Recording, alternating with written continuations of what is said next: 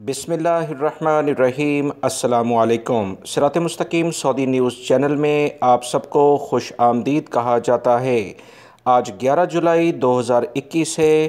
سعودی وزارت صحت کی جانب سے وبائی مرض کرونا کی اہم ترین رپورٹ جاری کر دی گئی ہے۔ پچھلے 24 گھنٹوں کے دوران سعودی عرب میں 1112 افراد وبائی مرض کرونا کا شکار ہو چکے ہیں، جبکہ 1189 افراد صحتیاب ہو کے اپنے گھروں کو بھی روانہ ہوئے ہیں۔ سعودی وزارت صحت کی تازہ ترین رپورٹ کے مطابق 13 افراد کا کرونا کی وجہ سے انتقال بھی ہو گیا ہے۔ انا للہ و انا الیہ راجعون۔ مزید تفصیلات کے مطابق مکہ المکرمہ ریجن، جس میں جدہ بھی شامل ہے، آج سب سے زیادہ متاثر ہوتا نظر آ رہا ہے۔ 260 کیسز یہاں دیکھے گئے ہیں۔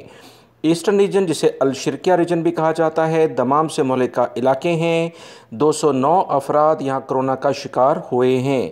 اسیر ریجن میں 196 افراد کرونا سے متاثر ہوئے ہیں، جبکہ ریاض ریجن، جو آبادی کے لحاظ سے سعودی عرب کا سب سے بڑا ریجن ہے، 193 افراد کرونا سے متاثر ہوئے ہیں۔ مدینہ منورہ ریجن میں 51 افراد ہیں، حائل ریجن میں 44 ہیں، جازان ریجن میں 40 ہیں، البہار ریجن میں 34 ہیں، نجران ریجن میں 29 ہیں، القصیم ریجن، جس میں عنیزہ اور بریدہ دونوں شامل ہیں، 26 افراد کرونا سے متاثر ہوئے ہیں، جبکہ تبوک ریجن میں 17 افراد متاثر ہوئے ہیں۔ ناردرن بارڈر، جو شمالی حدود کے علاقے ہیں، 7 کیسز دیکھے گئے ہیں۔ الجوف ریجن، جو سکاکا کا علاقہ ہے، 3 افراد متاثر ہوئے ہیں۔ سعودی وزارت صحت کی مزید تازہ ترین رپورٹ کے مطابق 10,805 افراد اس وقت سعودی عرب میں ایکٹیو کیسز کرونا میں مبتلا افراد موجود ہیں، جبکہ 1,418 افراد کی حالت کافی زیادہ خراب ہے۔ ان کے لیے خصوصی طور پر دعا کی جائے۔